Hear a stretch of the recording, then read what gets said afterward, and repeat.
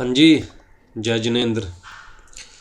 दोस्तों, हमारा type of companies वाला पार्ट चल रहा है चैप्टर सेकंड का। राइट। चैप्टर सेकंड का कह लीजिए, देखिए कुछ कंपनीज को चैप्टर सेकंड में डिस्कस किया हुआ है, कुछ कंपनीज के बारे में चैप्टर फोर्थ में डिस्कस किया हुआ है, कुछ कंपनीज के बारे में और चैप्टर्स में भी डिस्कस किया हुआ है। लेकिन हम तो सारी जितनी भी कंपनीज हैं, टाइप्स ऑफ कंपनीज हैं, सबको पहले एक साथ डिस्कस कर रहे हैं। राइट। तो Nidhi company section 406 of companies act 2013। ठीक है। इसके साथ साथ, इस सेक्शन के साथ साथ हमें क्या पढ़ना है? निधिज रूल्स 2014। देखिए जी, ये है हमारे पास निधिज रूल्स 2014। ठीक है जी। तो सबसे पहले तो कैसे डिफाइन किया गया है सेक्शन 406 के अंदर? इन्होंने बड़ी सिंपल सी डेफिनेशन कर दी है। अमेंडमेंट आई थी तो उसके बाद हमारे पास डेफिनेशन क्या है? कहता है कि भैया निधि या mutual benefit society means a company which the central government may by notification in official gazette declare to be a Nidhi और mutual benefit society as the case may be. तो डेफिनेशन से बड़ी सिंपल सी बात पता चल रही है कि भैया आप एक कंपनी इनकॉर्पोरेट करिए, पब्लिक कंपनी आगे पढ़ेंगे हम लोग। Right. Only public company can be Nidhi. तो ये कंपनी इनकॉर्पोरेट कीजिए और इनकॉर्पोरेशन के बाद आप अपनी कंपनी को निधि डिक्लेयर करवाने के लिए अप्रोच कीजिए गवर्नमेंट को। अगर गवर्नमेंट को लगेगा कि हाँ आपकी कंपनी को निधि डिक्लेयर किया जा सकता है तो गवर्नमेंट डिक्लेयर कर देगी। Then your company shall be considered as Nidhi. ठीक है। इनफैक्ट जो अमेंडमेंट्स हुई है वहाँ पर निधि कंपनी की जगह सिर्फ निधि कर दिया गया है, कंपनी वर्ड को भी हटा दिया गया है। तो कुल मिला के कोई भी ऐसी कंपनी जिससे central government by notification Nidhi declare कर रही है या म्यूचुअल बेनिफिट सोसाइटी डिक्लेयर कर रही है, उसे निधि या म्यूचुअल बेनिफिट सोसाइटी कंसिडर किया जाएगा। मैं निधि कंपनी नहीं बोल रहा हूँ क्योंकि बेसिकली अमेंडमेंट में ही जब निधि के पीछे कंपनी हटा दिया गया है तो हम क्या बोलेंगे? तो सिर्फ निधि बोलेंगे या म्यूचुअल बेनिफिट सोसाइटी।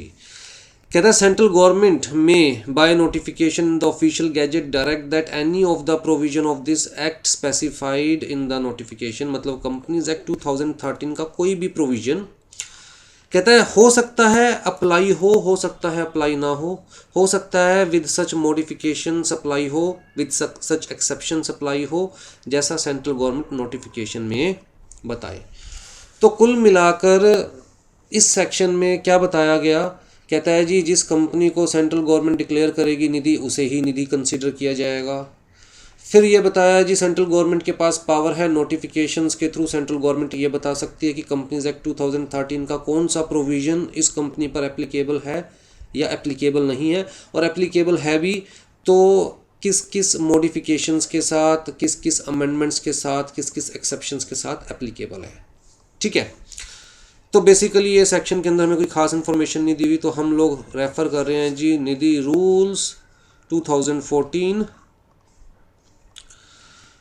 तो सबसे पहले मैं आपको दिखाना चाहूँगा, नोट्स में मैंने इंक्लूड नहीं किया जानबूझ के, लेकिन फिर भी मैं दिखाना चाहूँगा आपको कि किसके ऊपर एप्लीकेबल है ये। देखिए हमारे पास पहले कौन सा कंपनी लॉ था? Companies act 1956। अब ऐसी बहुत सारी कंपनीज होगी जो कंपनीज एक्ट 1956 में जिनको निधि कंसीडर किया गया होगा या म्यूचुअल बेनिफिट सोसाइटी कंसीडर किया होगा। कहता भाई उन सब के ऊपर तो एप्लीकेबल है ही है, जिसको एक बार निधि कंसीडर कर चुके हैं, म्यूचुअल बेनिफिट सोसाइटी कंसीडर कर चुके हैं, वो तो है ही। फिर जी जो कंपनीज ये हमारे पास कंपनीज एक्ट 2013 के अंदर जिनको डिक्लेयर किया जाएगा निधि, तो उनके ऊपर भी रूल्स एप्लीकेबल है। तो मैं एक बार आपको फिर भी दिखा देता हूँ। एप्लीकेशन तो रूल 2 में एप्लीकेशन बताया हुआ है, डेफिनेशंस रूल 3 में दी हुई है, याद रखिएगा। These rules shall apply to every company which has been declared as निधि या mutual benefit society under companies act 1956। तो कंपनीज एक्ट 1956 का कौन सा सेक्शन था? Section 620A। ठीक।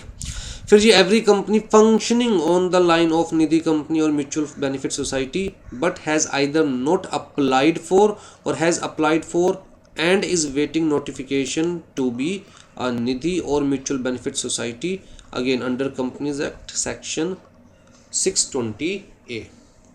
तो ये जो पहले दो केसेस दे रखे हैं वो तो कंपनीज एक्ट 1956 में जिस कंपनी को निधि या म्यूचुअल बेनिफिट सोसाइटी डिक्लेयर कर दिया गया था उसके बारे में बता रहे हैं, या फिर जो कंपनी ऑल दो काम वही कर रही थी जो निधि या म्यूचुअल बेनिफिट सोसाइटी करती है, लेकिन या तो उसने अभी तक अप्लाई नहीं किया था कि हमें जी निधि डिक्लेयर कर दो या म्यूचुअल बेनिफिट सोसाइटी डिक्लेयर कर दो, या उसने अप्लाई किया था गवर्नमेंट को बट अभी तक गवर्नमेंट ने नोटिफाई नहीं किया कि वो एक्चुअल में निधि या म्यूचुअल बेनिफिट सोसाइटी है या नहीं है, राइट। तो कहता है उनके ऊपर भी एप्लीकेबल है, काम तो वही कर रही है ना जो निधि या म्यूचुअल बेनिफिट सोसाइटी करती है। उसके अलावा कहता है every company which is incorporated as Nidhi under the provisions of section 406 of companies act 2013। उसके अलावा every company declared as Nidhi और mutual benefit society under companies act 2013।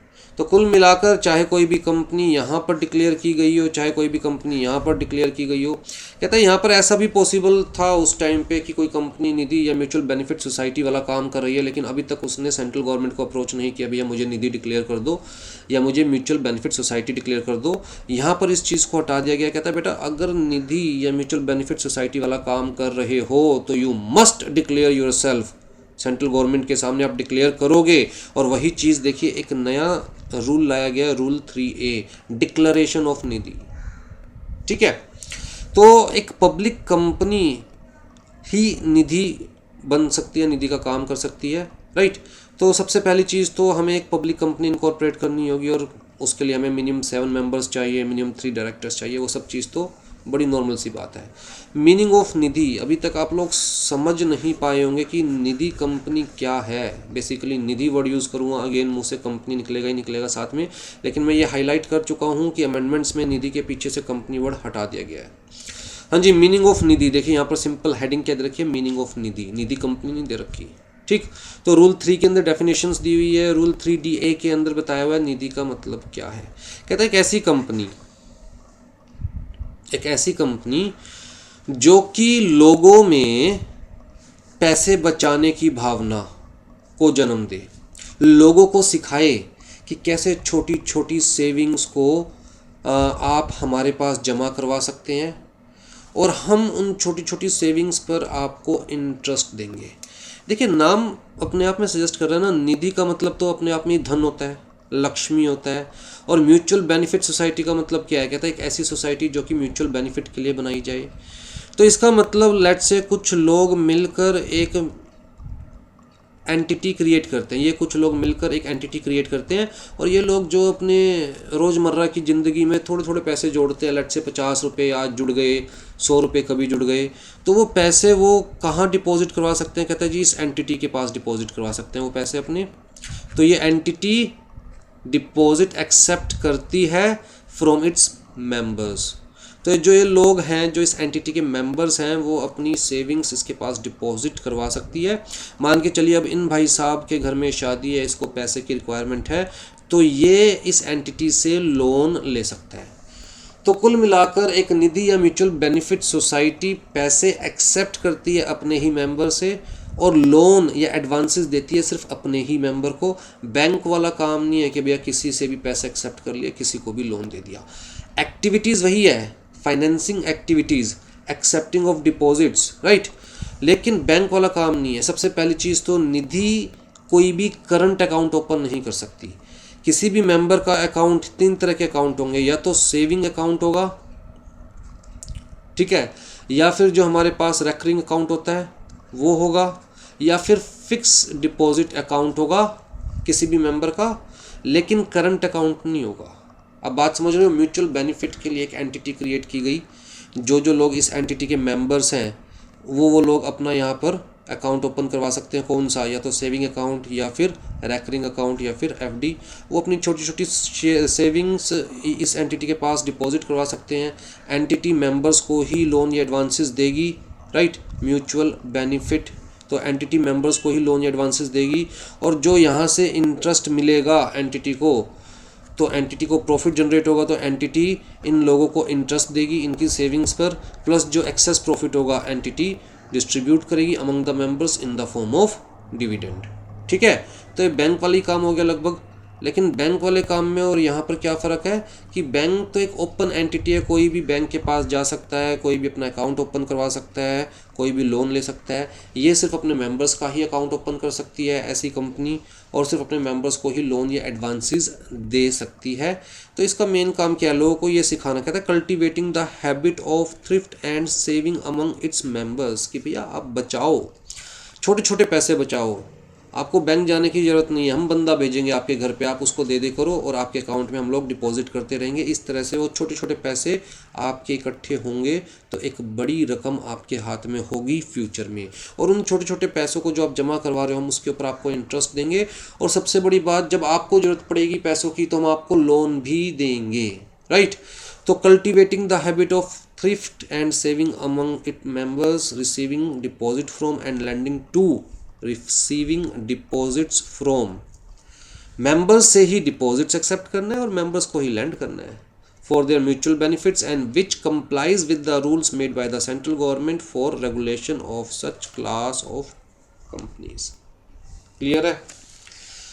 तो जी जैसे हमने देखा था कि ऐसी भी कंपनीज थी जो कि काम तो वही कर रही थी जो निधि कंपनी करती है या फिर म्यूचुअल बेनिफिट सोसाइटी करती है, लेकिन कहता है कंपनीज एक्ट 1956 के अंदर वो कंपनीज अपने आप को एज निधि या म्यूचुअल बेनिफिट सोसाइटी डिक्लेयर नहीं कर रही थी।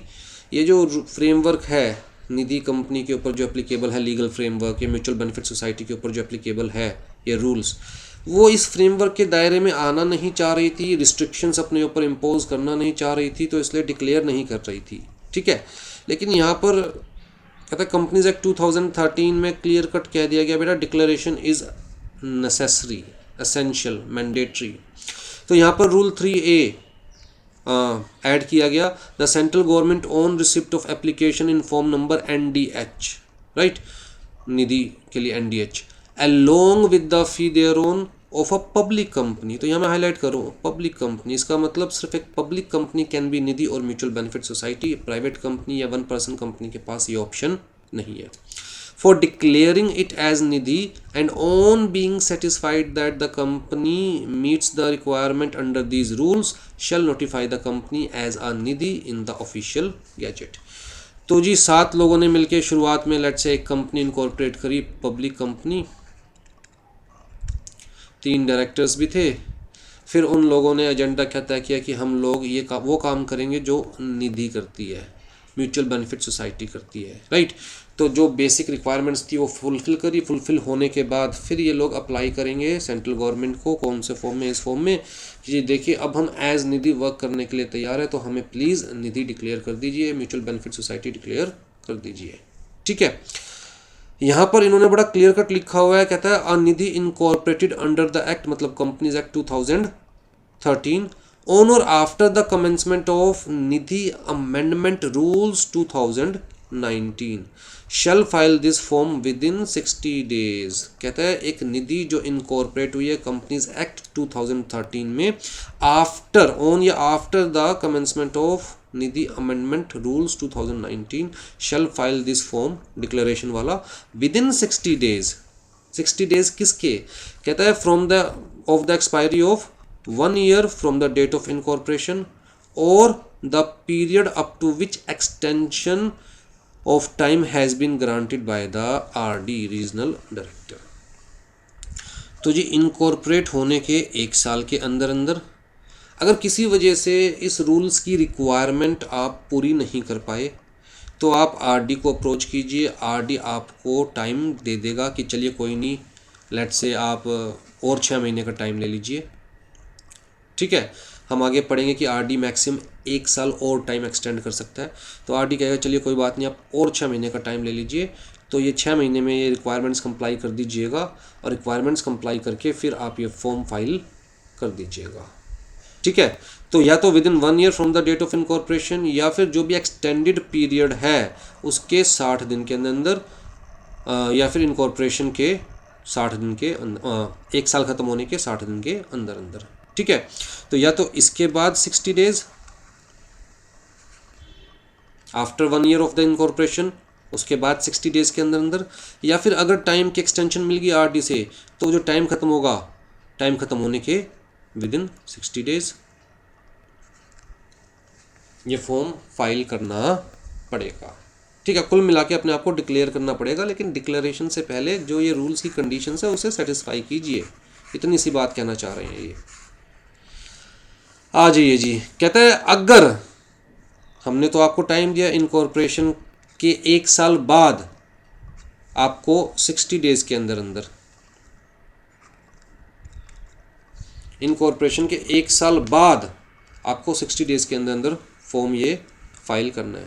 अगर आप उससे पहले करना चाहते हो, लेट्स से इनकॉर्पोरेट हुए अभी आपको 3 मंथ्स हुए हैं और आपको लगता है यार yes we have satisfied all the conditions और हमें ये फॉर्म फिल कर देना चाहिए, फाइल कर देना चाहिए ताकि गवर्नमेंट हमें निधि डिक्लेयर कर दे, कहता है तो कोई दिक्कत नहीं है। हम ये नहीं कह रहे कि आप उससे पहले नहीं कर सकते। यहाँ पर क्या लिखा हुआ है इस प्रोविज़न के अंदर, कहता है हम ये नहीं कह रहे कि आप इस टाइम पीरियड से पहले नहीं फाइल कर सकते। आपका जब लगे कि भाई हाँ आप सारी कंडीशन सेटिस्फाई कर चुके हो इस रूल्स की, now you can be declared as Nidhi, तो आप साथ साथ फॉर्म फाइल कर दीजिए, कोई दिक्कत नहीं है। अपने आप को निधि डिक्लेयर करवाने के लिए ये NDH4 फाइल कर दीजिए। हमने तो ये मैक्सिमम टाइम दिया कि भैया इस टाइम तक तो करना ही करना है, अगर उससे पहले करना चाहो तो आप कर सकते हो। तो कहता है further that provided further that nothing in the first proviso shall prevent a nidhi from filing form NDH4 before the period referred therein। तो जो पीरियड दिया हुआ है कहता है इससे पहले करना चाहो तो आप कर सकते हो if you have satisfied all the conditions specified in these rules. ठीक है, जब तक कहता है जब तक ये फॉर्म फाइल नहीं करोगे तब तक, in case a company does not comply with the requirements of this rule, मतलब ये फॉर्म फाइल नहीं किया within the time specified above, तो company shall not be allowed to file form SH7। SH7 क्या है? Notice to registrar of the alteration of share capital, and PAS3 मतलब return of allotment. तो जब तक वो डिक्लेरेशन वाला form NDH4 file नहीं करोगे तब तक ना तो SH7 आपको फाइल करना अलाउड होगा, ना ही PAS3 आपको फाइल करना अलाउड होगा। मतलब ना तो आप अपनी शेयर कैपिटल अल्टर कर सकते हैं, ना ही आप अलॉट कर सकते शेयर्स। ठीक है जी, आ जाइए incorporation and incidental matter. Rule 4 simple सी बात कह रहा है, कहता है only a public company shall be incorporated as Nidhi, तो Nidhi shall be incorporated as public company, right. और कम से कम at the time of incorporation, at the time of incorporation में हाईलाइट करूं, at the time of incorporation the share capital that is the paid up equity share capital, equity share capital, क्योंकि Nidhi company preference shares तो issue कर ही नहीं सकती। तो कहता है जी the minimum paid up equity share capital shall be 5 lakh, this is at the time of incorporation. जैसे हम लोगों ने पढ़ा कि प्राइवेट कंपनी को इनकॉर्पोरेट करने के लिए, पब्लिक कंपनी को इनकॉर्पोरेट करने के लिए कोई मिनिमम पेड अप कैपिटल की रिक्वायरमेंट अभी तक भी नहीं है, लेकिन निधि अगर आप इनकॉर्पोरेट करना चाहते हो तो एज ए पब्लिक कंपनी ही इनकॉर्पोरेट करना पड़ेगा आपको। तो कहता है निधि के केस में रिक्वायरमेंट है इनकॉर्पोरेशन के टाइम पर भी minimum paid up equity share capital कम से कम 5 लाख होनी चाहिए। दूसरी चीज़ मैं आपको बता चुका हूँ कि कोई भी निधि कंपनी एक ही बात है, चलो निधि shall not issue preference shares, तो निधि प्रेफरेंस शेयर्स इशू नहीं कर सकती, राइट। और अगर ये रूल्स आने से पहले किसी निधि ने प्रेफरेंस शेयर्स इशू किए हुए थे तो उन प्रेफरेंस शेयर्स को as per terms and conditions, जो भी प्रेफरेंस शेयर्स की टर्म्स एंड कंडीशंस थी, as per terms and conditions उन्हें रिडीम कीजिए और आगे से कभी भी प्रेफरेंस शेयर्स इशू करने के बारे में मत सोचिए, ठीक। फिर जी no Nidhi shall have any object in its MOA other than this object. क्या कहता है? The object of cultivating the habit of thrift and savings amongst its members, receiving deposits from its members, lending to the members for their mutual benefit. इसके अलावा कोई और object नहीं हो सकता किसी भी निधि का। तो MOA में ये क्लियर कट मेंशन होना चाहिए ऑब्जेक्ट, और इसके अलावा कोई और ऑब्जेक्ट MOA में नहीं होना चाहिए, ठीक है। और नाम के पीछे, निधि के नाम के पीछे क्या वर्ड लगाया जाएगा? निधि लिमिटेड। हाँ जी, rule 5 requirement of minimum number of members, net own fund etcetera. Rule 5। अब जी हम बात कर रहे हैं, आपने कंपनी इनकॉर्पोरेट करी यहाँ पर और 1 साल की बात कर रहे हैं, विद इन 1 ईयर। किसकी बात कर रहे हैं हम? Within 1 year. कहता है within a period of 1 year from the date of incorporation आपको किन किन बातों का ध्यान रखना है, कौन कौन सी कंडीशंस आपको सेटिस्फाई करनी है। कहता है जी देखिए पब्लिक कंपनी बनाने के लिए सिर्फ 7 लोगों की ज़रूरत होती है। आपने इनिशियली पब्लिक कंपनी इनकॉर्पोरेट कर ली, आपका एजेंडा क्या है कि हमें एज निधि काम करना है, आपने एमओए में वही ऑब्जेक्ट क्लोज रखे, लेकिन 1 साल के अंदर अंदर आपके कम से कम 200 मेंबर्स होने चाहिए, नॉट लेस देन 200 मेंबर्स, कम से कम 200 मेंबर्स होने चाहिए। इनकॉर्पोरेशन के टाइम पर 7 है, कोई बात नहीं, जो मिनिमम रिक्वायर्ड कंडीशन है वो आप सेटिस्फाई कर रहे हो, लेकिन विद इन 1 ईयर आप कितने होने चाहिए, 200 मेंबर्स होने चाहिए। इनकॉर्पोरेशन के टाइम पे हमने पढ़ा मिनिमम जो paid up equity share capital है वो 5 लाख, लेकिन कहता है 1 साल के अंदर अंदर जो आप नेट ओन्ड फंड है, नेट ओन्ड फंड का मतलब कहता है equity share capital plus free reserve less accumulated loss and intangible assets को भी लेस कर दीजिए। तो equity share capital plus free reserves, इसमें से अगर कोई भी एक्यूमुलेटेड लॉस है और इनटेंजिबल एसेट्स है उनको आप लेस करके नेट ओन फंड आ जाएगा, that shell not be less than 10 lakh rupees. तो क्लियर कट लिखा गया that shall be 10 lakh rupees और मोर, ठीक है। अनएंकम्बर्ड टर्म डिपॉजिट्स मतलब ऐसे डिपॉजिट्स जिनके ऊपर किसी तरह का कोई एनकम्बरेंस नहीं है, फ्री है बिल्कुल। Shall not be less than 10% of the outstanding deposits. Ratio of net own funds to the deposit shall not be more than 1:20। और यहाँ से बड़ी सिंपल सी बात निकल के आ रही है कि भैया जो आपके नेट ओन फंड है उसके 20 गुना से ज़्यादा आप डिपॉजिट्स एक्सेप्ट नहीं कर सकते। जो आपके नेट ओन्ड फंड है उसके 20 गुना से ज़्यादा आप डिपॉजिट्स एक्सेप्ट नहीं कर सकते। और जितना भी आपने डिपॉजिट एक्सेप्ट किया हुआ है जो आउटस्टैंडिंग है, भाई जो भी आपने डिपॉजिट एक्सेप्ट किया वो आउटस्टैंडिंग है, राइट।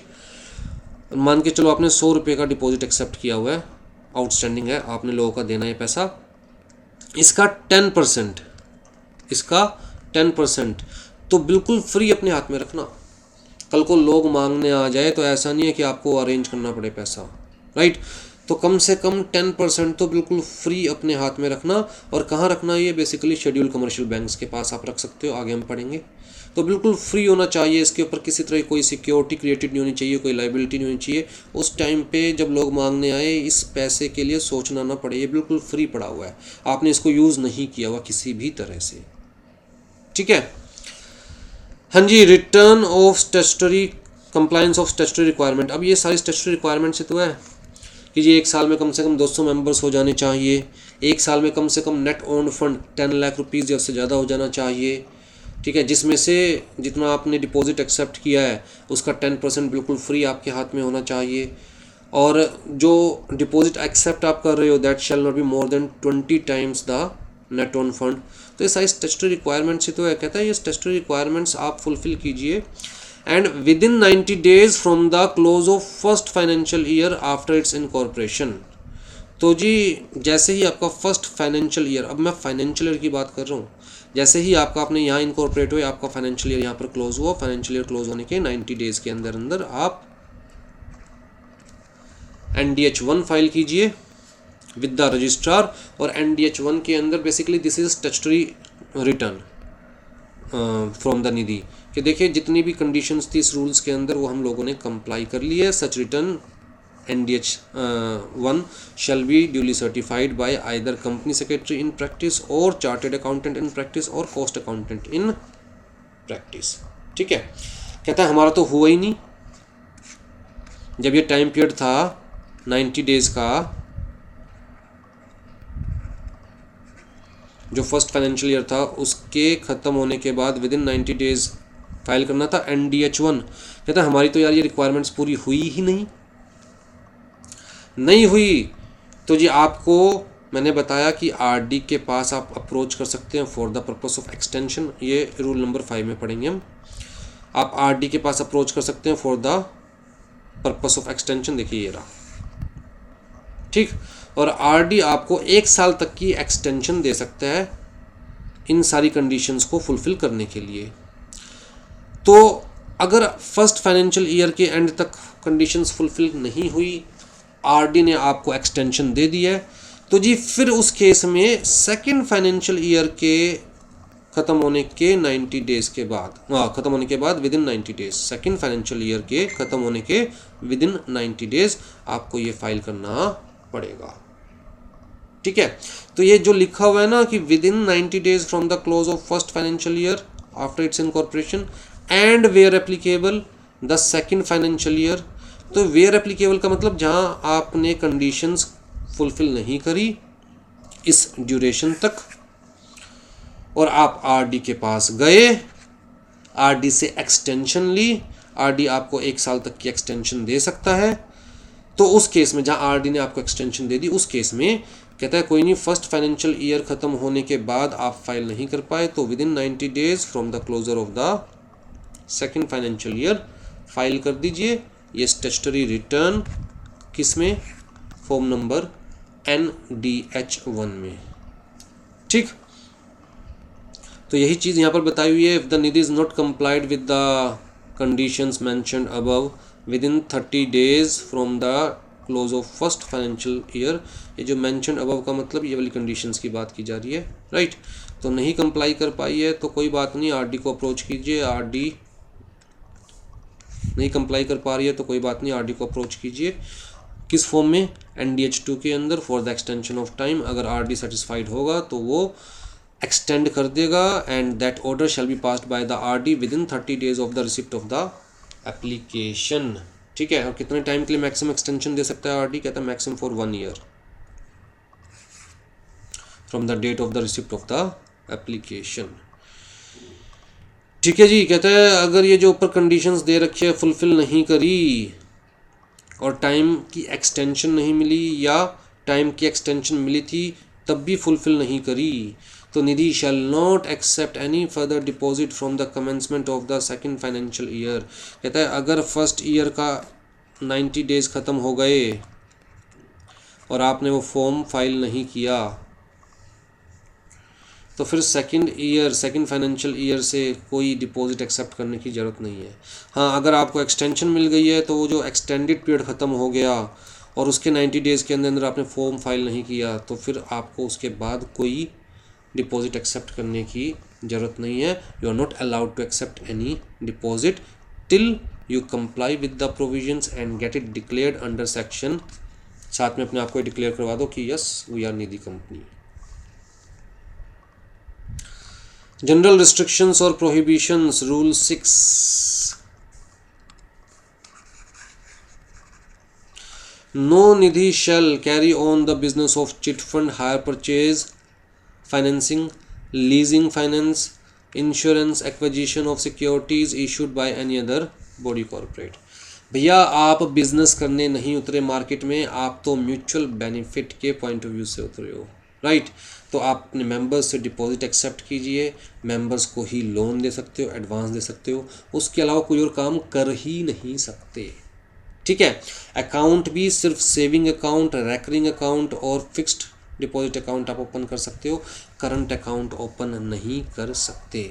सिर्फ इक्विटी शेयर्स इशू कर सकते हो, प्रेफरेंस शेयर्स या किसी भी तरह की डेट इंस्ट्रूमेंट इशू नहीं कर सकते। कहता है जी आपको किसी और कंपनी के अगर शेयर्स परचेज करने हैं, सिक्योरिटीज़ परचेज करनी है या किसी और कंपनी को आपको कंट्रोल करना है, कंट्रोलिंग जो पार्ट है वो आपको परचेज करना है, तो उस केस के अंदर you have to pass the special resolution in the general meeting and you also have required to obtain the previous approval of regional director having jurisdiction over such निधि।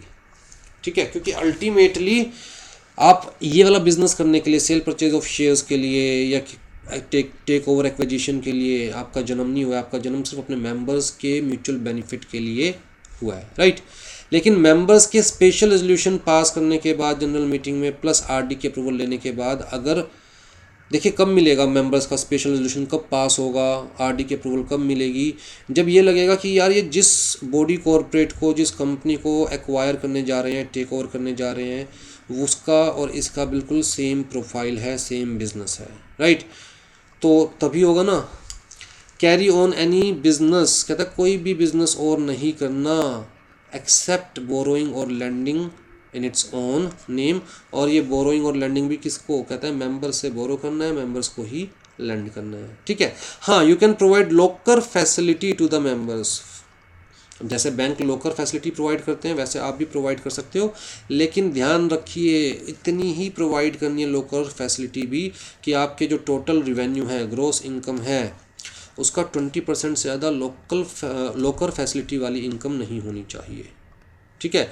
तो आपकी टोटल इनकम जनरेट हो रही है 100 रुपये, locker facility से इसमें से maximum कितनी इनकम जनरेट होनी चाहिए। भाई बैंक पैसे लेता है ना, रेंट लेता है ना लॉकर प्रोवाइड करने के, तो वो बैंक की इनकम है। कहता है ऐसी income shall not be more than 20% of the gross income of the Nidhi. ध्यान रहे ये लॉकर फैसिलिटी जो आप प्रोवाइड कर रहे हो, this is an additional facility you are providing to the members, but जो मेन फैसिलिटी है जो मेंबर्स को आप प्रोवाइड करोगे that is lending money to the members for their mutual benefit, ठीक है जी। तो अपने मेंबर्स को छोड़कर किसी और से डिपॉजिट एक्सेप्ट नहीं कर सकती, किसी और को लैंड नहीं कर सकती कोई भी Nidhi. Pledge any of the asset lodged by its members as security. अब मैं अपनी निधि से लोन लेने जाऊंगा तो निधि कहेगी भैया बदले में कुछ ना कुछ गिरवी रखवाना पड़ेगा, बिना गिरवी रखवाए निधि कोई लोन दे ही नहीं सकती, ठीक है। आगे हम पढ़ेंगे, बिना गिरवी रखवाए निधि कोई लोन दे ही नहीं सकती। मैंने भैया अपनी गोल्ड की ज्वेलरी गिरवी रखवा दी निधि के पास, निधि उस ज्वेलरी को आगे किसी और के पास गिरवी नहीं रखवा सकती, राइट। क्यों? क्योंकि किसी और से अगर पैसे लेने की नौबत आएगी तभी तो निधि उसे गिरवी रखवाएगी, लेकिन निधि सिर्फ किससे पैसे ले सकती है, अपने मेंबर्स से, अपने मेंबर्स का डिपॉजिट एक्सेप्ट कर सकती है। तो कहता है कि निधि वो सिक्योरिटी जो निधि के पास किसी भी मेंबर ने प्लेज एज ए सिक्योरिटी रखवाई है लोन लेने के लिए, निधि उसके ऊपर किसी तरह का प्लेज क्रिएट नहीं कर सकती किसी और का। Nidhi can't take deposits from और lend money to any body corporate. किसी भी बॉडी कॉर्पोरेट से ना तो डिपॉजिट ले सकती और ना ही उसको पैसा एडवांस कर सकती, दे सकती। Cannot enter into any partnership arrangement in its borrowing और लैंडिंग एक्टिविटीज़। किसी और के साथ कोई पार्टनरशिप नहीं कर सकती। इशू और cause to be issued any advertisement in the form of for soliciting the deposits. तो लोगों से डिपॉजिट्स एक्सेप्ट करने के लिए किसी तरह की कोई एडवर्टीजमेंट नहीं दे सकती, क्योंकि अल्टीमेटली वो सिर्फ किससे अपने डिपॉजिट एक्सेप्ट कर सकती है, सिर्फ अपने मेंबर से। पे एनी ब्रोकरेज और incentive for mobilising funds from members और फॉर डिप्लॉयमेंट ऑफ फंड्स और फॉर ग्रांटिंग लोन्स। तो भैया निधि कंपनी का काम है अपने मेंबर्स को म्यूचुअल बेनिफिट के लिए लोन देना। निधि कंपनी इस पॉइंट ऑफ व्यू से लोन नहीं दे सकती कि मुझे बेनिफिट होने वाला है, राइट। मेन मोटिव क्या है, mutual benefit of all the members. तो लोन दिलवाने के लिए किसी को कमीशन नहीं दे सकती, डिपॉजिट लिवाने के लिए किसी को कमीशन नहीं दे सकती, राइट। तो किसी टाइप की ब्रोकरेज या incentive is not allowed even for accepting the deposit, even for giving the loans.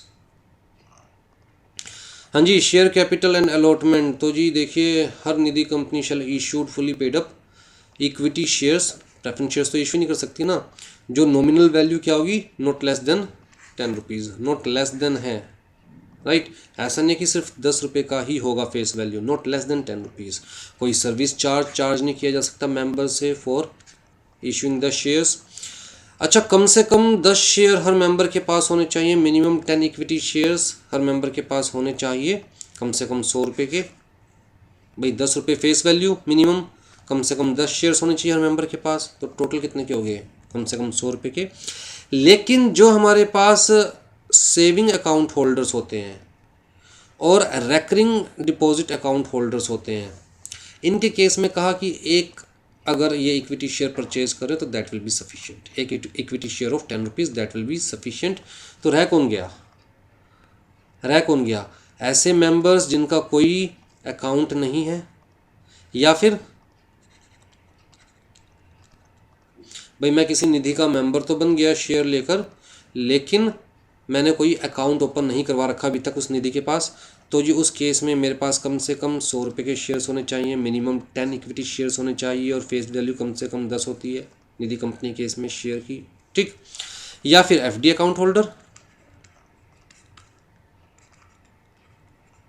इनको भी कम से कम 100 रुपये के शेयर्स लेने हैं, मिनिमम 10 इक्विटी शेयर्स लेने हैं, राइट। तो जी जो सेविंग अकाउंट होल्डर्स हैं इनके केस में, और रेकरिंग डिपॉजिट अकाउंट होल्डर्स हैं इनके केस में कहता है एक equity share is sufficient of 10 rupees. ठीक है जी। मेंबरशिप कहता है body corporate can not become the member of a Nidhi company, only an individual can become the member of A Nidhi company. मतलब कोई और कंपनी किसी निधि की मेंबर नहीं बन सकती। Every nidhi shall ensure that its membership shall not be less than 200 members at any point of time। कम से कम 200 members तो होने चाहिए। Minor shall not be admitted as the member of nidhi, but deposits may be accepted in the name of minor if they are made by the natural or legal guardian who is a member of nidhi। ठीक है। Branches of निधि कहता है जी may open branches only if it has earned profit after tax continuously during the preceding 3 financial year। भैया पहले आप जहाँ पर first branch खोली है वहाँ काम करते रहो 3 साल तक, कम से कम 3 साल तक। अगर आपको तीनों साल में प्रॉफिट जनरेट हो रहा है, पिछले तीनों साल में अगर आपको आफ्टर टैक्स प्रॉफिट जनरेट हो रहा है, देन यू में ओपन द ब्रांचेस। इसका मतलब आप काम को सक्सेसफुली चला रहे हो उस पूरी एंटिटी को, राइट। मैक्सिमम कितनी ब्रांचेस ओपन कर सकते हो? कहता है एक डिस्ट्रिक्ट के अंदर मैक्सिमम 3 ब्रांचेस ओपन कर सकते हो, और अपनी एक्टिविटीज़ जिस स्टेट में आप इनकॉर्पोरेट हो उस स्टेट के बाहर तो ले जा ही नहीं सकते। ठीक है। If a nidhi proposes to open more than 3 branches within the district or any branch outside the district, it shall obtain the prior approval of regional director, and intimation is to be given to the registrar about opening of every branch within 30 days of such opening। तो RD से prior approval चाहिए, उसके बाद ही 3 से ज़्यादा branch open कर सकते हो। या डिस्ट्रिक्ट, जिस डिस्ट्रिक्ट में आप इनकॉर्पोरेट हुए हो उससे बाहर जाकर ब्रांच ओपन करना चाहते हो तो भी आरडी की अप्रूवल चाहिए। और जैसे ही ब्रांच ओपन करते हो immediately with in 30 days must inform the ROC कि भैया देखिए ये दी आरडी की अप्रूवल और हमने यहाँ पर नई ब्रांच ओपन करी है। No Nidhi shall open branches और कलेक्शन सेंटर्स और ऑफिसेज और deposit centres anything outside the state where it is registered, where its registered office is situated. ठीक है जी। No nidhi shall open branch or collection center or office or deposit centers or by whatever name called unless the financial statement and annual returns are uploaded with the registrar, और वो भी up to date. हाँ जी। Branch को close करने से पहले proper आपको notice देना होगा। ऐसा नहीं जब मर्जी उठा के ब्रांच क्लोज कर दी, क्योंकि ब्रांच का काम क्या है? कहता है डिपॉजिट एक्सेप्ट करना मेंबर से, राइट। तो ऐसा नहीं जब मर्जी उठा के ब्रांच क्लोज कर दी। सबसे पहले तो आपको एक एडवर्टीजमेंट देनी होगी, और जहाँ पर आपकी ब्रांच है वहाँ की लोकल लैंग्वेज में, वर्नाकुलर लैंग्वेज में जो न्यूज़पेपर आता है उस न्यूज़पेपर में आपको एडवर्टीजमेंट देनी होगी at least 30 days prior to such closure informing that we are going to close this branch, कम से कम 30 दिन पहले। ठीक है। और एडवर्टीज़मेंट देने के साथ साथ आपको कम से कम 30 दिन के लिए अपने ब्रांच के नोटिस बोर्ड पर भी लगाना होगा, ताकि लोग जो वहाँ आ जा रहे हैं ब्रांच में उनको भी क्लियर कट पता चले that you are going to close the branch. और आपको ब्रांच क्लोज करने के बाद विद इन 30 डेज आरओसी को भी इन्फॉर्म करना होगा about the closure of such branch. Acceptance of deposit कहता है वो तो हम ऊपर ही डिस्कस कर चुके हैं कि जो भी नेट ओन फंड है कंपनी का, निधि का, उसके 20 टाइम से ज़्यादा का डिपॉजिट एक्सेप्ट नहीं कर सकती। रूल 13 कुछ इंपॉर्टेंट चीज़ें बता रहा है, बड़े ध्यान से देखिएगा। सबसे पहली चीज़ कहता है फिक्स्ड डिपॉजिट की अगर हम बात करें तो that shall be accepted for a minimum period of 6 months and a maximum period of 60 months। कम से कम कितने टाइम के लिए फिक्स डिपॉजिट एक्सेप्ट किया जाएगा? 6 months के लिए। मैक्सिमम कितने टाइम के लिए फिक्स डिपॉजिट करवाया जा सकता है निधि के पास? 60 months के लिए। ठीक है। अगर हम रेकरिंग डिपॉजिट की बात करें तो minimum period of 12 months, maximum period of 60 months। In case of recurring deposit relating to mortgage loans. अब जी मैंने लोन लिया हुआ है निधि से, और निधि के पास मैंने लेट से अपनी ज्वेलरी मॉर्टगेज करवा रखी है या अपनी कोई प्रॉपर्टी मॉर्टगेज करवा रखी है जिसके अगेंस्ट मैंने लोन लिया है, और मेरा जो रेकरिंग डिपॉजिट अकाउंट है वो भी चल रहा है, तो उस केस में कहता है the maximum period of recurring deposit shall correspond to the repayment period of such loan guaranteed by the Nidhi. मतलब अगर मैंने लोन लिया है 7 साल के लिए तो भैया 7 साल तक जो मेरा रेकरिंग अकाउंट है वो चल सकता है। तो 60 मंथ्स वाली कंडीशन एप्लीकेबल नहीं होगी, क्योंकि मेरा लोन ख़त्म होने से पहले निधि भी चाहेगी ना कि उसके पास मेरा पैसा पड़ा रहे, ये रेकरिंग डिपॉजिट वाला अकाउंट मेरा चलता रहे। ठीक है। The maximum balance in the saving account किसी भी इंडिविजुअल का शैल not exceed 1 lakh rupees at any point of time, and the rate of interest shell not exceed 2%। Saving account का जो रेट ऑफ इंटरेस्ट है that shell not exceed 2%। The rate of interest payable by the saving bank payable on saving bank account by the nationalised banks. तो ये जैसे Canara bank है, PNB है, जितने भी हमारे नेशनलाइज्ड बैंक है, वो जो रेट ऑफ इंटरेस्ट दे रहे हैं सेविंग अकाउंट पर, उसके 2% से ज़्यादा कोई भी निधि अपने मेंबर्स को नहीं ऑफर कर सकती है। ठीक है जी। a निधि में offer interest on fixed and recurring deposits at a rate not exceeding the maximum rate of interest prescribed by the RBI which the NBFC can pay on their public deposit। तो जी RBI ने जो maximum interest rate declare कर रखा है for NBFC की NBFC public deposit पर जो maximum interest पे कर सकती है, निधि भी अपने मेंबर्स को फिक्स डिपॉजिट पर या रेकरिंग डिपॉजिट पर उससे ज़्यादा इंटरेस्ट पे नहीं कर सकती। ठीक है जी।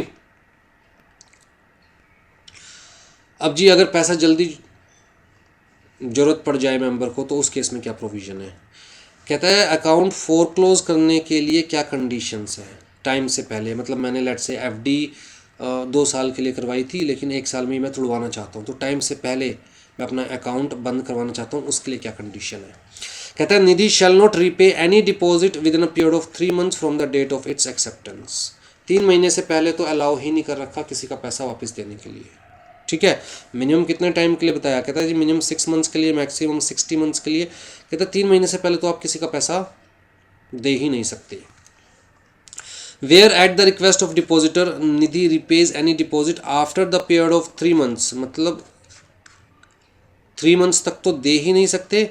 कहता है लेट से 12 महीने के लिए एफडी बनवाई गई थी और 3 मंथ्स के बाद लेट से 5th मंथ में उस एफडी को तुड़वाया जा रहा है। पहले 3 महीने में तो अलाउड ही नहीं तुड़वाना। कहता है आफ्टर 3 मंथ्स 5th मंथ में एफडी को तुड़वाया जा रहा है।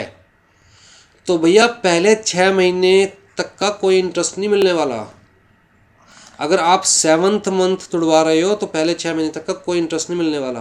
अगर आप 9th मंथ तुड़वा रहे हो तो पहले 6 महीने तक का कोई इंटरेस्ट नहीं मिलने वाला। ठीक है। तो वही चीज़ लिखी हुई है the depositor shall not be entitled to any interest up to 6 months from the date of the deposit. Time से पहले अगर आप अपना अकाउंट बंद करवा रहे हो तो पहले 6 महीने तक का कोई इंटरेस्ट नहीं मिलने वाला। ठीक है जी। चलो 6 महीने तक का इंटरेस्ट छोड़कर भी बंदा कह रहा है मुझे तो पैसों की ज़रूरत है। फिर कहता है where at the request of the depositor Nidhi makes payment of the deposit before the expiry of the period for which such deposit was accepted by the Nidhi. मान के चलिए मेरी एफडी 3 साल के लिए एक्सेप्ट की थी और 3 साल के लिए एक्सेप्ट की थी तो उस वक्त मुझे ऑफर किया गया था 10% का इंटरेस्ट रेट। अब जी मैं सिर्फ 2 साल में ही अपनी एफडी बंद करवाना चाहता हूँ, फोरक्लोज करवाना चाहता हूँ आफ्टर 2 ईयर्स। मतलब मैं पूरे टेन्योर के लिए पैसा निधि के पास नहीं रख रहा। तो कहता है जो इंटरेस्ट पे किया जाना था उससे 2% कम इंटरेस्ट पे किया जाएगा। जितना इंटरेस्ट तब पे किया जाता जब कंप्लीट टेन्योर के लिए अकाउंट मेंटेन रहता, उससे 2% कम पे किया जाएगा। Shall be reduced by 2% from the rate which Nidhi would have ordinarily paid had the deposit been accepted for the period for which such deposit had run। ठीक है जी। तो मान के चलिए जिस तरह जब मुझे ऑफ़र किया गया था वो 10% ऑफ़र किया गया था। अब जी मैं 2 साल में ही तुड़वा रहा हूँ, मैंने 3 साल के लिए कहा था ना कि 3 साल के लिए एफडी बनवाऊंगा, तब मुझे 10% इंटरेस्ट ऑफर किया गया था।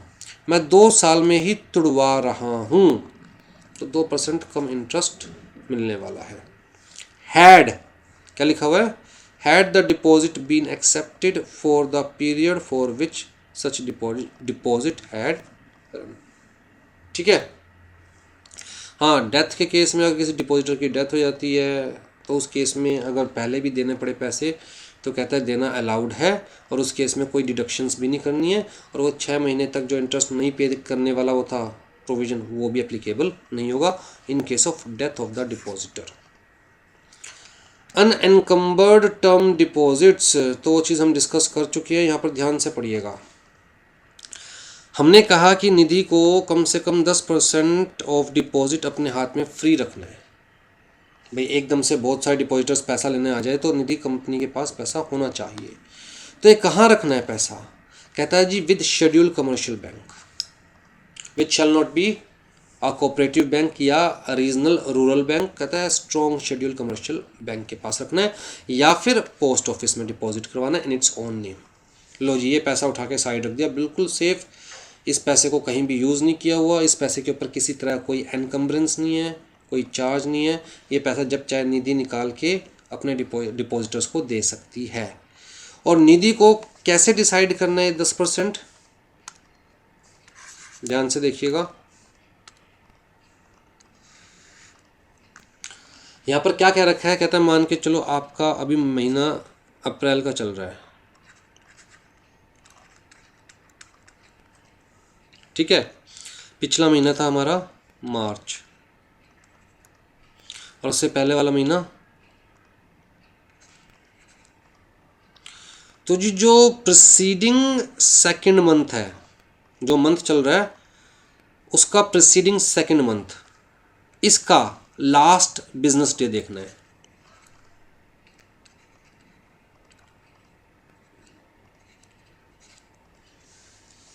प्रीसीडिंग कहता है last working day of the second preceding month, आपको वो कंसिडर करना है उस टाइम पर, उस डेट को, उस डे को कितना डिपॉजिट था, आउटस्टैंडिंग डिपॉजिट कितना था, उसका 10% आपको मेंटेन रखना है with either the schedule commercial bank और पोस्ट ऑफिस, ठीक है। अगर इमरजेंसी के केस में ये जो आपने डिपॉजिट करवाया था विद शेड्यूल कमर्शियल बैंक और पोस्ट ऑफिस, इमरजेंसी के केस में ये यूज़ भी करना पड़ा तो जी you have to take the approval of RD, और आरडी आपको बताएगा कि चलिए इमरजेंसी है, बहुत सारे लोग आपसे, बहुत सारे मेंबर्स पैसे एकदम से लेने आ गए, मानते हैं ये बात, तो इमरजेंसी में फ़िलहाल इस पैसे को यूज़ कर सकते हैं, बट कितने टाइम के अंदर अंदर दोबारा से इस कंडीशन को सेटिस्फाई कर दीजिए, दोबारा से यहाँ पर पैसे जमा करवा दीजिए, वो सब आरडी आपको बताएगा, ठीक है जी। आ जाओ जी, loan by Nidhi company rule 15, तो सिर्फ अपने मेंबर्स को लोन दे सकती है निधि। अब यहाँ पर क्या दे रखा है, कहता है निधि कितना लोन दे सकती है किसी इंडिविजुअल मेंबर को, तो जी कितना डिपॉजिट है निधि के पास उस पर डिपेंड करता है कि इंडिविजुअल मेंबर को कितना लोन दे सकती है। अगर टोटल जो अमाउंट ऑफ डिपॉजिट है that is less than 2 crore rupees, तो इंडिविजुअली किसी मेंबर को मैक्सिमम कितना लोन दिया जा सकता है, 2 लाख का। If it is more than 2 crore rupees but less than 20 crore rupees, तो इंडिविजुअली किसी मेंबर को कितना लोन दिया जा सकता है, मैक्सिमम 7.5 लाख का। If it is more than 20 crore rupees but less than 50 crore rupees, तो 12 लाख का।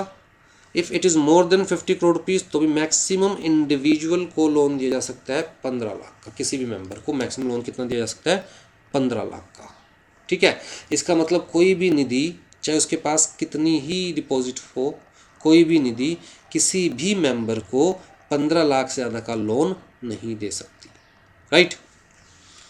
और ये वन टाइम नहीं है, कहता है इन एग्रीगेट 15 लाख से ज़्यादा का लोन नहीं दे सकती। Where the Nidhi has not made profit continuously in 3 preceding financial year, लगातार 3 साल तक प्रॉफिट नहीं हुआ, लगातार 3 साल तक प्रॉफिट नहीं हुआ, तो it shall not make any fresh loan exceeding 50% of the above stated limit.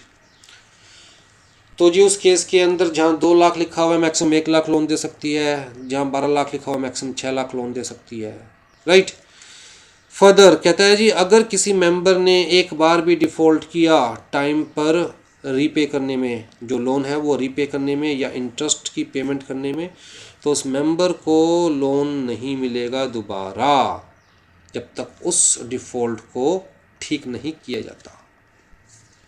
ठीक है जी। अब बात आती है कि निधि कंपनी बिना सिक्योरिटी लिए लोन नहीं दे सकती, मेंबर को भी बिना सिक्योरिटी लिए लोन नहीं दे सकती। तो सिक्योरिटी क्या होगी? कहता है जी गोल्ड, सिल्वर और jewellery, provided that the repayment period of such loan shall not exceed 1 year. अगर आप सिक्योरिटी के तौर पे लोन गोल्ड, सिल्वर या ज्वेलरी रखवा रहे हैं तो मैक्सिमम 1 साल के लिए आपको लोन मिल सकता है। Repayment period shall not exceed 1 year. अगर इमूवेबल प्रॉपर्टी के अगेंस्ट लोन ले रहे हैं तो total loan against immovable property shall not exceed 50% of the overall loan outstanding on the date of the approval by board. कहता है जो भी जितना भी लोन दे रही है निधि ने लेट से 100 करोड़ का लोन दिया हुआ टोटल मिला के अलग अलग मेंबर्स को, तो जितना टोटल लोन आउटस्टैंडिंग है उसका मैक्सिमम 50% ही लोन कौन सा होना चाहिए? अगेंस्ट इमूवेबल प्रॉपर्टी, और बाकी 50% ये वाला या ये वाला लोन हो सकता है।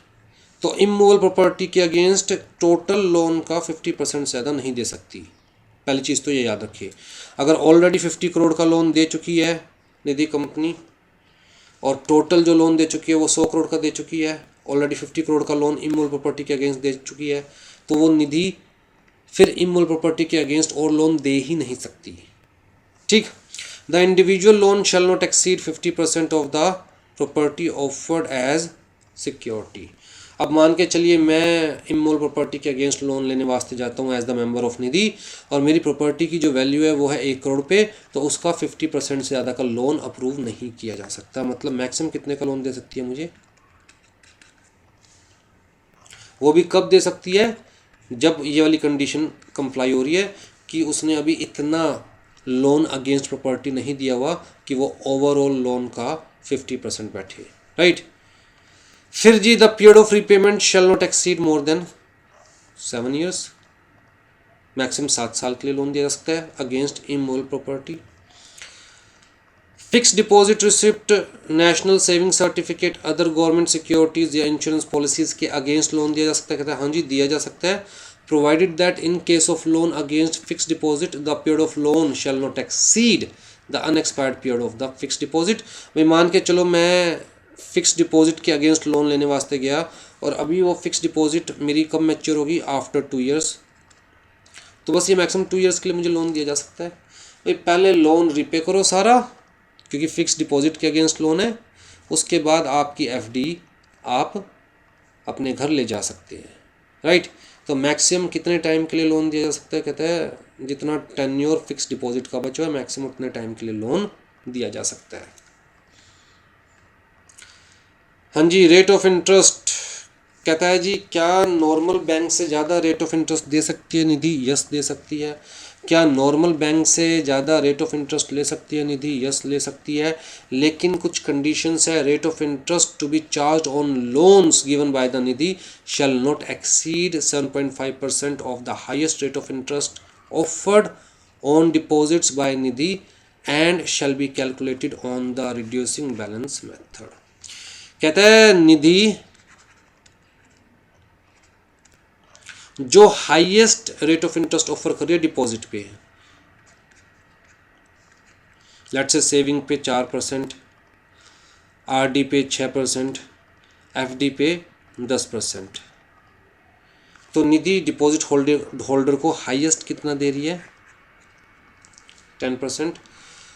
तो जी लोन के ऊपर कितना ले सकती है? जो हाईएस्ट इंटरेस्ट रेट वो ऑफर कर रही है उससे मैक्सिमम 7.5% ज़्यादा ले सकती है।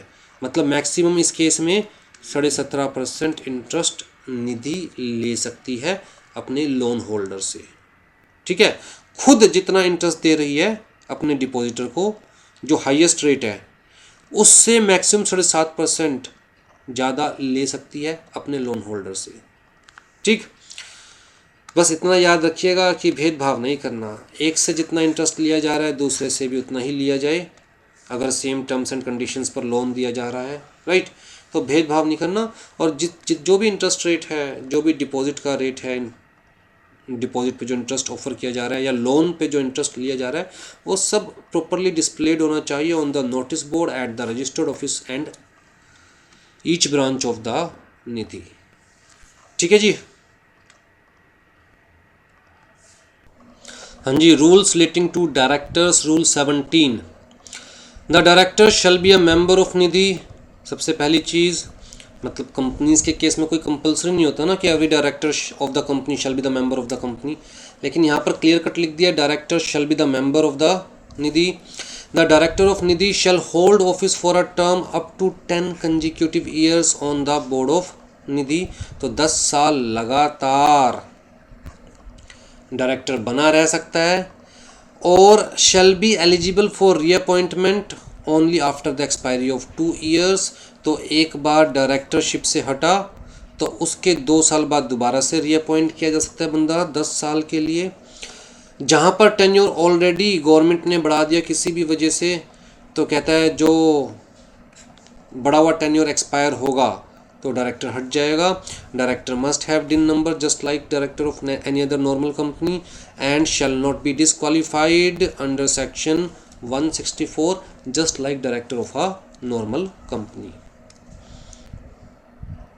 हाँ जी, डिविडेंड कहता है जी मैक्सिमम कितना डिविडेंड डिक्लेयर कर सकती है, 25% of the face value, right. Or such higher dividend as may be approved by the regional director. इसका मतलब 25% से ज़्यादा डिविडेंड डिक्लेयर करना है तो रीजनल डायरेक्टर की अप्रूवल चाहिए इन राइटिंग। और रीजनल डायरेक्टर क्या कंडीशन लगाएगा कि बेटा जितना आप डिविडेंड डिक्लेयर कर रहे हो उतना जनरल रिजर्व में भी ट्रांसफ़र करो पहले तो, फ्यूचर के लिए, मतलब कॉन्टीजेंसीज के लिए, right. Further there has been no default in repayment of the matured deposits and interest. जिसका पैसा जब ड्यू हो गया तब आपने दिया है, इंटरेस्ट समेत दिया है, तभी तो आप मेंबर्स को डिविडेंड दे सकते हो। It has complied with all the rules as applicable to Nidhi. तो ये तीनों कंडीशंस अगर आप सेटिस्फाई करने को तैयार हो तो आरडी आपको एक्सेस डिविडेंड डिक्लेयर करने की परमिशन दे सकता है, अदरवाइज मैक्सिमम 25%। ठीक है, 10 रुपये का शेयर है तो 25% कितना हो गया, 2.5। अगर 10 रुपये का शेयर है तो एग्जाम्पल दिया है। हाँ जी, ऑडिटर रूल 19 कहता है जी इंडिविजुअल को मैक्सिमम 5 ईयर्स के लिए, 5 कंजिक्यूटिव ईयर्स के लिए ऑडिटर अपॉइंट किया जा सकता है, और फर्म को मैक्सिमम 5 कंजिक्यूटिव ईयर्स के 2 टर्म के लिए लगातार ऑडिटर अपॉइंट किया जा सकता है। मतलब इंडिविजुअल को 5 ईयर्स के लिए लगातार और फर्म को 10 ईयर्स के लिए लगातार ऑडिटर अपॉइंट किया जा सकता है। सेम इंडिविजुअल को दोबारा ऑडिटर अपॉइंट करना है तो बीच में 2 साल का गैप दीजिए और उसके बाद दोबारा से 5 ईयर्स के लिए अपॉइंट किया जा सकता है। सेम ऑडिट फर्म को दोबारा अपॉइंट करना है तो बीच में 2 साल का गैप दीजिए और फिर दोबारा से 10 ईयर्स के लिए अपॉइंट किया जा सकता है। कहता है provided that an auditor whether the individual or the audit firm shall be eligible for subsequent appointment after the expiration of 2 years from the completion of his or its term. ठीक है, half year return किस में जाएगी, form NHD 3 के अंदर with in 30 days from the conclusion of each half year and such return shall be certified by either company secretary in practice और chartered accountant in practice और cost accountant in practice. फिर जी auditor certificate हो गया हमारे पास। Auditor of the company shall furnish a certificate every year to the effect that company has complied with all the provisions of these rules, and such certificate shall be annexed to the audit report, and in case of non-compliance he shall specifically state the rules which have not been complied with। ठीक है जी, power to enforce compliance rule 23 जो कि last rule है, कहता for the purposes of enforcing compliance with these rules ROC may call for such information or returns from Nidhi as ROC deems necessary and may engage the services of chartered accountant or company secretary in practice or cost accountant or any firm thereof from time to time। तो ROC engage कर सकता है CA को, CS को, CWA को कि भैया आप इंक्वायरी कीजिए कि ये पर्टिकुलर निधि इन रूल्स को फॉलो कर रही है या नहीं कर रही है, कंप्लाई कर रही है नहीं कर रही है, in respect of any Nidhi which has violated these rules or has failed to function in terms of the memorandum or article of association of the Nidhi. कहता है the concern central government may appoint a special officer to take over the management of Nidhi and such special officer shall function as per the guidelines given by the central government. ठीक है जी, तो ये हमारे पास निधि company का भी concept ख़त्म। उसके अलावा एक छोटी सी डेफिनेशन गवर्नमेंट कंपनी की, बड़ी सिंपल सी डेफिनेशन है। गवर्नमेंट कंपनी का मतलब क्या है? कहता है एक ऐसी कंपनी चाहे वो पब्लिक है, चाहे वो प्राइवेट है, चाहे कोई भी ऐसी कंपनी जिसमें कम से कम 51% पेड अप शेयर कैपिटल किसने होल्ड की हुई है। कहता है either bye the central government और बाय द स्टेट गवर्नमेंट और partly bye the central government, partly by one और मोर स्टेट गवर्नमेंट्स, राइट। ऐसा हो सकता है ना, एक कंपनी है दीप ज्ञान लिमिटेड, उसके अंदर 26% शेयर्स सेंट्रल गवर्नमेंट के हैं, 11% शेयर्स जो है हरियाणा गवर्नमेंट के हैं, फिर जी 11% शेयर्स उसके अंदर उत्तर प्रदेश गवर्नमेंट के हैं, फिर जी 11% शेयर्स उसके अंदर महाराष्ट्र गवर्नमेंट के हैं। तो भी तो टोटल 51% से ज़्यादा शेयर्स किसने होल्ड कर रखे हैं? गवर्नमेंट ने। आइदर सेंट्रल गवर्नमेंट और स्टेट गवर्नमेंट और पार्टली बाय सेंट्रल गवर्नमेंट और पार्टली बाय स्टेट गवर्नमेंट। और हर गवर्नमेंट कंपनी की सब्सिडरी भी गवर्नमेंट कंपनी ही कंसिडर की जाएगी, ठीक है। और गवर्नमेंट कंपनीज के लिए तो सेंट्रल गवर्नमेंट के पास पावर है, वो टाइम टू टाइम एग्जम्पशंस बता सकती है, टाइम टू टाइम नोटिफिकेशंस ला सकती है कि इस एक्ट का कौन सा प्रोविज़न किस वे में गवर्नमेंट कंपनीज के ऊपर एप्लीकेबल होगा भी या नहीं होगा, ठीक। लास्ट है जी हमारे पास प्रोड्यूसर कंपनी। प्रोड्यूसर कंपनीज का मतलब बेसिकली बड़ी सिंपल सी लैंग्वेज में समझाना चाहूँगा तो प्रोड्यूसर कौन होते हैं? Farmers, right. तो फार्मर्स म्यूचुअल बेनिफिट के लिए, एक दूसरे की हेल्प करने के लिए, एक दूसरे को एजुकेट करने के लिए, एक दूसरे की टेक्नोलॉजीज़ को यूज़ करने के लिए एक एसोसिएशन बना सकते हैं, उसे कंपनी के फॉर्म में रजिस्टर करवा सकते हैं। आज भी प्रोड्यूसर कंपनीज एक्ट 1956 में ही रजिस्टर हो सकती है और कंपनीज एक्ट 1956 के प्रोविजंस ही गवर्न कर रहे हैं प्रोड्यूसर कंपनीज को, ठीक है। तो part 9A of companies act 1956 जिसमें सेक्शन 581A से लेकर 581ZT तक सेक्शंस है, ठीक है जी। अब जैसे प्रोड्यूसर कंपनी का मतलब आपको थोड़ा सा माइंड में क्लियर हो गया।